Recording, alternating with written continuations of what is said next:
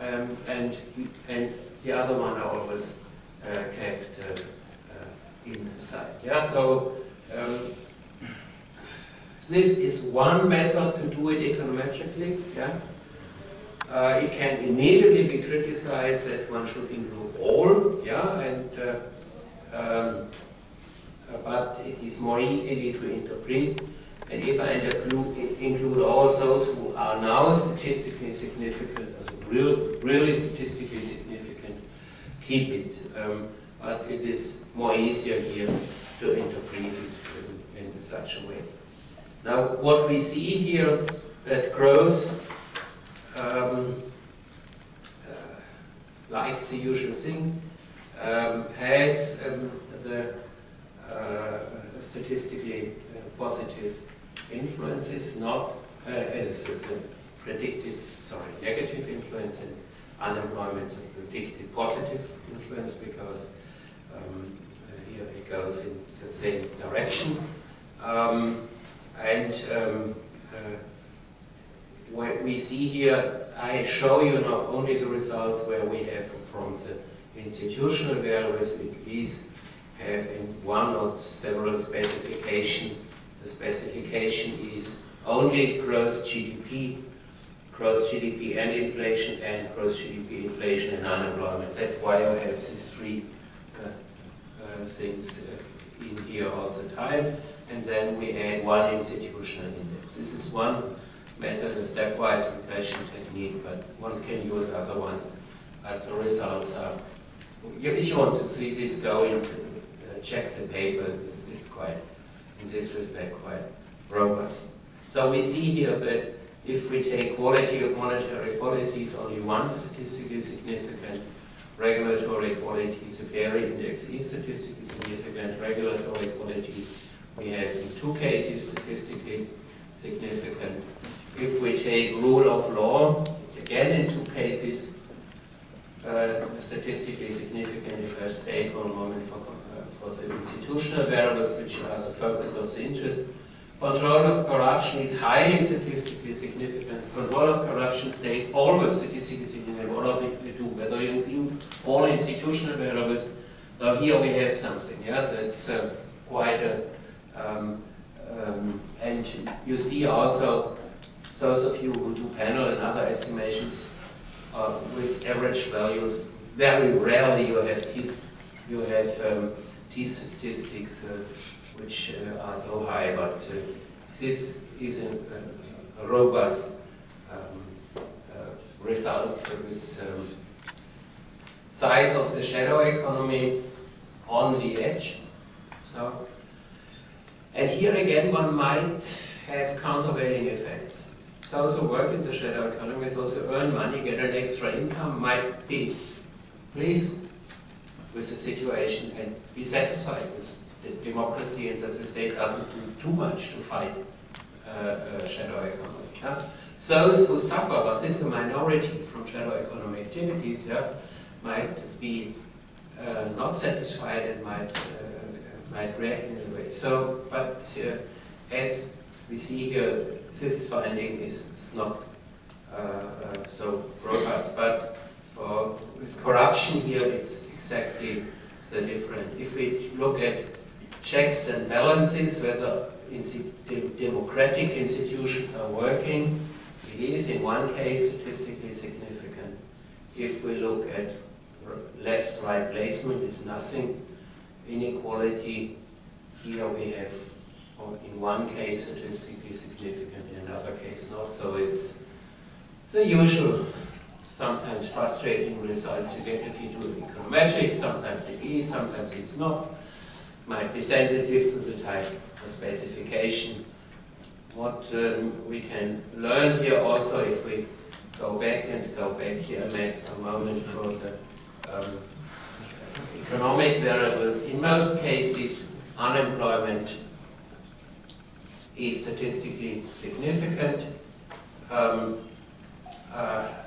Here in one case not, but in all other cases it is. Inflation 2, if we go back per capita growth. Of course, we have here multi-coloniality problems with the other economic variables, but in half of the cases it is. Okay, one might interpret this is, if you are very strict empirically, econometrically, you should write it a bit more careful, as we have done it. My two younger colleagues have written the empirical parts. They think, okay, have a higher satisfaction with democracy, and okay, if you take the significant cases.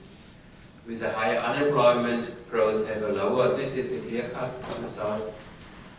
Countries with a higher inflation rate have lower satisfaction. This is also in most cases clear-cut.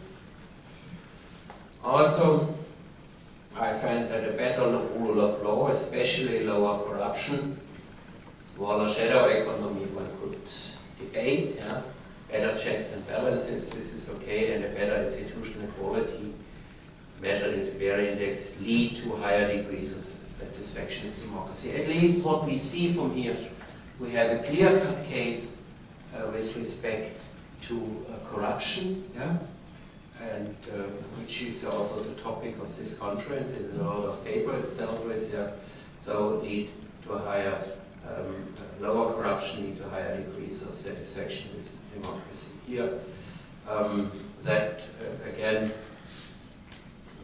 is set here, and a 1 point increase in the quality of the control of corruption increases average satisfaction with democracy by roughly 0.36, so that's quite a quantitative important influence. So that drives something, and I think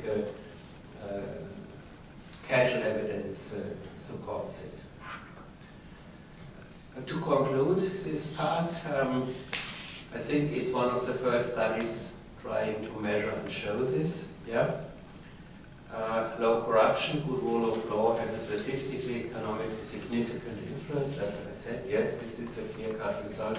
With the others, it is not. This is the usual econometric result, not as stable and robust as one would like to have it. Now, as this is an average, one has to be careful with policy conclusions. One could certainly draw is that if you reduce corruption, even if you might have some distinct losers in the society, in general, the satisfaction with democracy will increase. A few remarks, and so that we have some time left for discussion about the situation in Greece. Now first, the projection of the Greece shadow economy. Yeah? As I have dealt with this in the last two conferences in detail, and as there are some papers, I just show the results. And the projection, it is a real projection, it might change for 2012, is a decline of the shadow economy because of the official shrinking, the shrinking of the official economy, that even people have less money to demand shadow economy activity, so it goes down. Yeah, in principle might be a good sign. On the other side, one could argue if people work more in the shadow economy, if someone works in the shadow economy, he doesn't do it for his savings book, he spends it immediately. So if he spends it immediately, it would be good for the Greek economy, because if extra income is earned and spent, it creates a positive effect. So it's open how you see this result and how you see the discussion.